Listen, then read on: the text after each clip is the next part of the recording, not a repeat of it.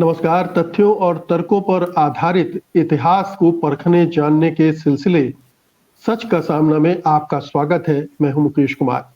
दोस्तों, एक बार फिर से राम सेतु का मामला गरमाने लगा है। विवाद उठ खड़ा हुआ है। विवाद की नई वजह राम सेतु पर अक्षय कुमार की आने वाली फिल्म है। लेकिन जैसा कि आप जानते हैं, ये विवाद काफी पुराना है। आ, हम सब जानते हैं कि सेतु समुद्रम की जब से चर्चा चल रही है, ये विवाद और भी गर्म होता गया है। इस विवाद की कई वजह हैं। पहली तो ये कि सचमुच में ये राम सेतु है या नहीं है, जैसा कि रामायण और रामचरित मानस में इसका वर्णन है। और अगर सेतु जैसी कोई चीज है भी, तो उसे किसने बनाया है, प्रकृति ने या फिर इंसान ने? क्या धार्मिक आस्था के आधार पर इस विवाद की पड़ताल होनी चाहिए, या फिर ऐतिहासिक, पुरातात्विक और दूसरे वैज्ञानिक तथ्यों के आधार पर? आज के कार्यक्रम में हम इसी की पड़ताल करने जा रहे हैं। और इसके लिए हमारे साथ हैं जाने माने सामाजिक कार्यकर्ता और इतिहास के जानकार प्रोफेसर राम पुनियानी। प्रोफेसर पुनियानी, कार्यक्रम में आपका स्वागत है। बहुत धन्यवाद। एक बार फिर से राम सेतु का मामला गरमा रहा है। फिल्म आने वाली अक्षय कुमार की। विवाद वही सब है, कुछ नया एंगल नहीं है। लेकिन धीरे धीरे ये विवाद जो है वो इस तरह से रूप ले चुका है जैसे ये हिंदुत्व का मामला, हिंदुत्व की पॉलिटिक्स इससे जुड़ गई है और उसे हिंदू धर्म से भी जोड़ दिया गया है। लेकिन इस विवाद का जो बेसिक आधार है, उसको किस तरह से आप देखते हैं? जी जी पहले तो मैं थोड़ी इसकी पृष्ठभूमि दे दूं। पृष्ठभूमि ये है कि ये सेतु समुद्रम प्रोजेक्ट जिसकी कल्पना की गई थी, सेतु समुद्रम प्रोजेक्ट है आप बल्कि ये सेतु समुद्रम प्रोजेक्ट की कल्पना वैसे तो पहली बार जब बीजेपी एनडीए के रूप में सत्ता में आई थी उस समय की गई थी। खैर, और ऊपर उसका जो इम्प्लीमेंटेशन था वो यूपीए 1 के ज़माने में हुआ था और शुरू करने की बात की थी, उसकी पूरी योजना भी बन गई थी। और सेतु समुद्रम का मुख्य उद्देश्य ये था कि पूर्व और पश्चिम भारत के बीच में जो समुद्री यातायात होता है जहाज़ों के माध्यम से, उसके लिए रास्ते को छोटा करना। क्योंकि अभी जो जहाज़ हैं वो पूरे श्रीलंका का चक्कर काट के जाते हैं। और तो एक आइडिया ये थी कि भाई अगर ये सेतु समुद्रम बन गया, जो भारत के तमिलनाडु और श्रीलंका के जाफना एरिया के बीच में जो पाक स्ट्रेट्स है, जो गल्फ ऑफ मन्नार है, इसके बीच में अगर हम रास्ते को साफ कर दें तो जहाज़ एक शॉर्टकट से जा सकेंगे। तो अब इसकी जब बात, पहले तो एनडीए ने ये बात उठाई, सब पार्टियों ने इस पर सहमति दी, और जब यूपीए इसको करने लगी तो उसके विरोध में सब खड़े हो गए। पूरे जो संघ परिवार के लोग पूरे खड़े हो गए कि भाई इसमें तो राम सेतु वहाँ जो है वो टूट जाएगा, उसको तोड़ना पड़ेगा और ये हमारी आस्था का मामला है। तो वहाँ से फिर इसके बारे में जांच पड़ताल चालू हुई। और जैसा आपने बिल्कुल सही कहा कि ये मनुष्य द्वारा निर्मित है, भगवान द्वारा निर्मित है या प्रकृति द्वारा निर्मित है, उसके बारे में जो जांच पड़ताल हुई। तो पहले तो मैं बता दूं कि इसको अंग्रेजी में एडम्स ब्रिज भी कहते हैं, एडम्स ब्रिज, और ये पाक स्ट्रेट के बीच में स्थित है। और इसके 3 प्रमाण जो हैं, सबसे पहले तो मैं बताऊंगा कि जो ज्योग्राफिकल सर्वे। प्रोफेसर पुनियानी, एडम्स ब्रिज क्यों कहते हैं ये भी एक्सप्लेन कर देंगे तो अच्छा रहेगा, क्योंकि एक दूसरे धर्म की आस्था से भी जुड़ा हुआ मामला है। हाँ जी, ये एडम्स ब्रिज तो जो जिस प्रकार से एडम शब्द जो आता है, और उसमें बहुत ज़्यादा क्लियर तो इसमें नहीं दिया गया, पर एक है कि भाई वहाँ एक स्ट्रक्चर है जो समुद्र की दूसरी सतह से थोड़ा ऊंचा है, तो उसके कारण उसको कहा जाता होगा, पर उसके ज़्यादा विस्तार वर्णन हमें इस किताबों में नहीं मिलता।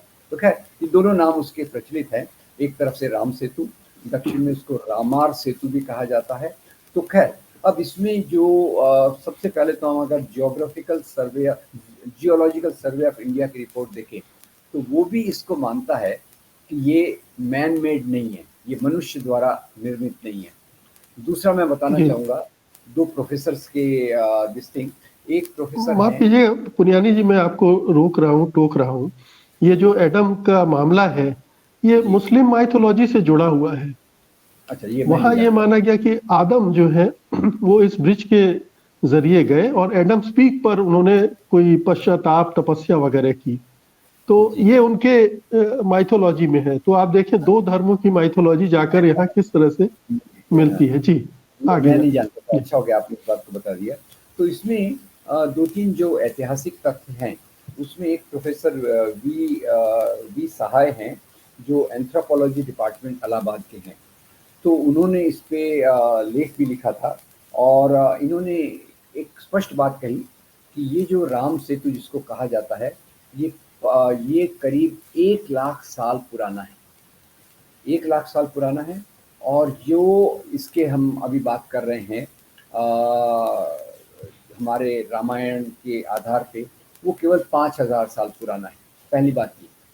दूसरी बात, दूसरे एक प्रोफेसर साहब ने, प्रोफेसर विकी रॉय मणि ने जो बात कही, उन्होंने कही कि जिस समय की ये बात हो रही है, भगवान राम के समय की, वो एक लौह युग जहाँ लोहे का इस्तेमाल चालू हो गया था। और ये जो पुल है, ये हमारे पाषाण युग की बात है, जो करीब फिर से 1 लाख साल पुरानी। तीसरा इसमें बताऊंगा, जो इसमें एक और आती है बात, नासा के जो सैटेलाइट पिक्चर्स हैं, नासा के सैटेलाइट पिक्चर्स भी इसको 1 लाख साल पुराना बताते हैं। और सबसे बड़ी बात, इसमें जो आइसोटोप डेटिंग है, आइसोटोप डेटिंग, वो भी इसको 1 लाख साल पुराना बताती है। तो पहली बात तो ये हो गई कि जो भी हमारे पास वैज्ञानिक तर्क हैं, उसमें समय के अनुसार ये जो है, ये इसको अंग्रेजी में कहते हैं sedimentation of sandstone and mud, यानी जो रेतीले पत्थर का नीचे बैठ जाना, ये एक नैसर्गिक प्रक्रिया है जो समुद्रों में होती है, जिसके कारण ये पत्थर नीचे बैठ गए, और वहाँ एक प्रकार का थोड़ा, जिसको पुल तो नहीं रहा, पूरा पुल तो था ही नहीं कि जो तमिलनाडु को और जाफना डिस्ट्रिक्ट को जोड़े, ऐसा नहीं था। ये बीच में एक उठा हुआ है, जिसको अंग्रेजी की सेडिमेंटेशन प्रक्रिया बहुत अच्छे से बताती है। तो ये उसके एक बनने का जो कारण है, वो इतिहास में तीनों तरफ से बताया जाता है। अब चौथी बात जो इसमें आती है, कि जैसे आपने माइथोलॉजी की बात की, तो मैं बात कर रहा था, यूपीए ने जब ये बात चालू की तो इसका विरोध चालू हुआ। तो फिर उस समय यूपी सरकार ने एफिडेविट फाइल किया कि भगवान राम ये एक पौराणिक पात्र हैं, पौराणिक आराध्य हैं, जबकि इतिहास में हमें एक विशेष प्रकार के साक्ष्य लगते हैं। इतिहास में जिस प्रकार के साक्ष्य लगते हैं, वो भगवान राम की कहानी से हम उसको जोड़ना तथ्यों के आधार पे मुश्किल है।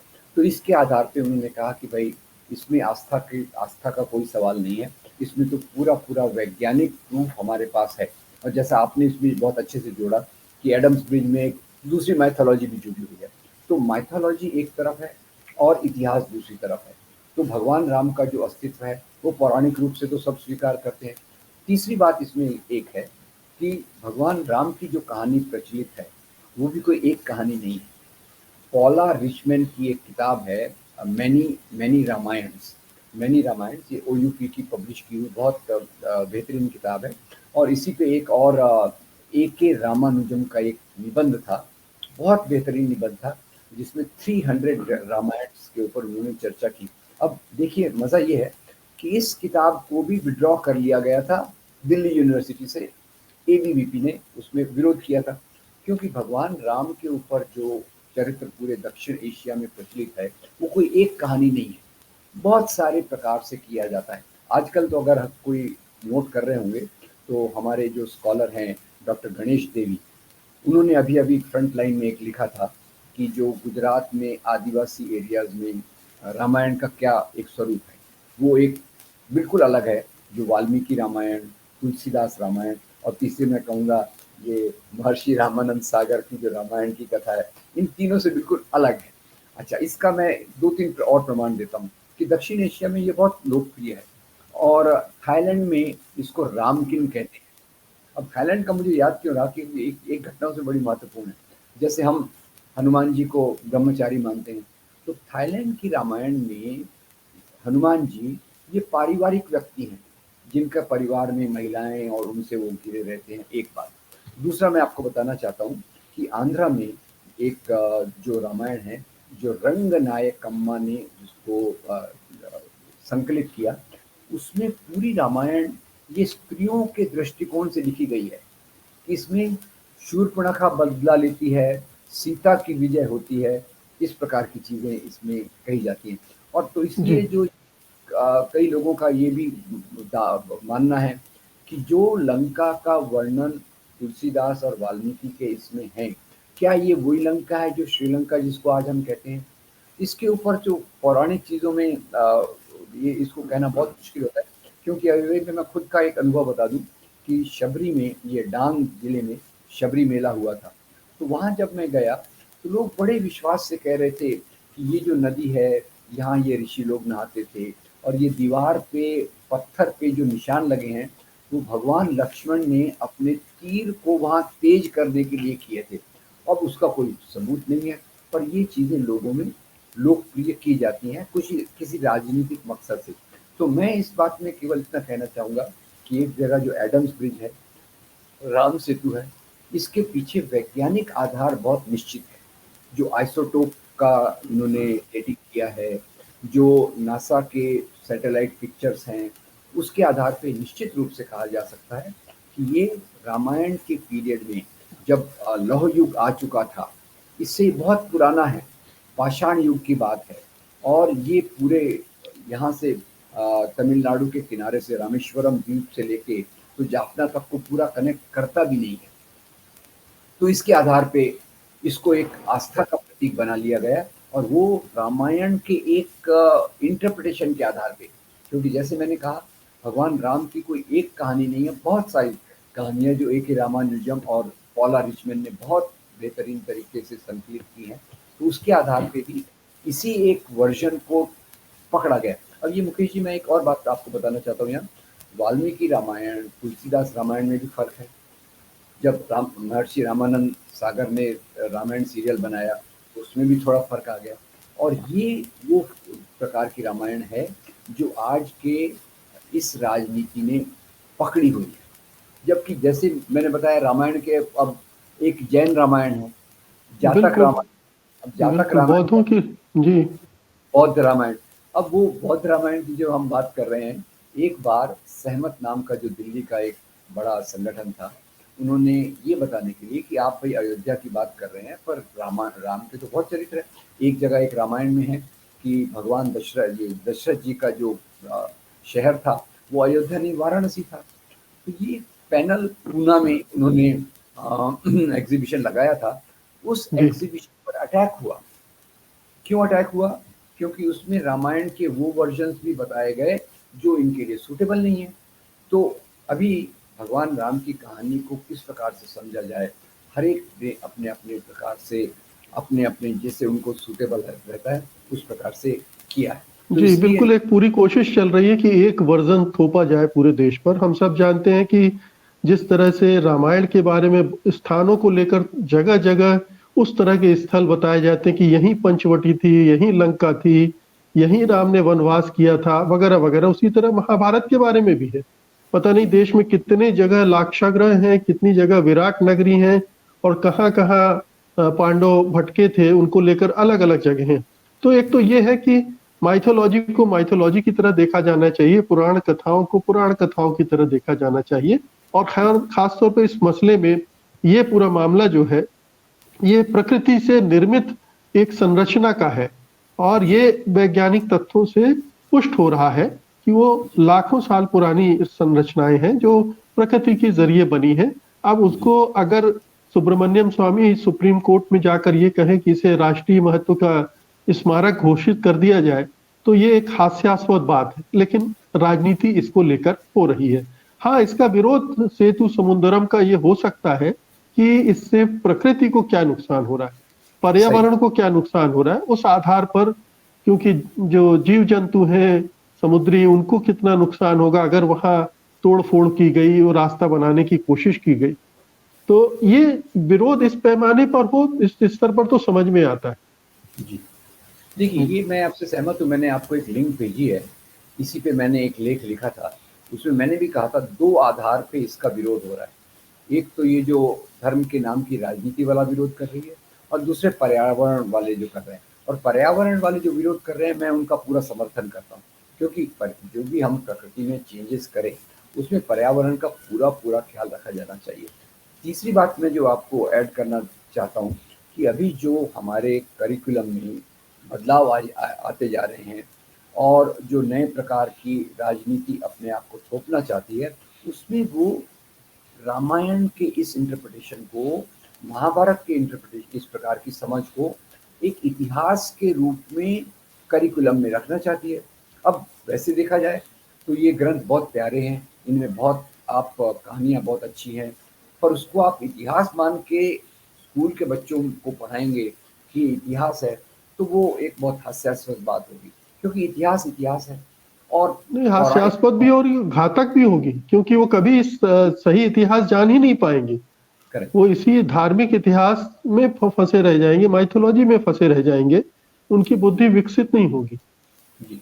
और ऐसा कई जो धर्म के नाम की राजनीति करते हैं, वो इसी प्रकार की माइथोलॉजी को आज के समय में पूरा बार-बार उसको दोहराते हैं और उसी के आधार पे मूल्यों को विकसित करने की कोशिश करते हैं, जो मेरे ख़्याल से हमारे एक जैसे ये हमारे संविधान के भी खिलाफ है। मैं इस बात को कहना चाहूँगा, हमारा संविधान निश्चित रूप से कहता है कि सरकार का कर्तव्य है कि वो साइंटिफिक टेम्पर, वैज्ञानिक सोच को विकसित करने का, इसको समाज में रसाने का, बसाने का पूरा कोशिश करे।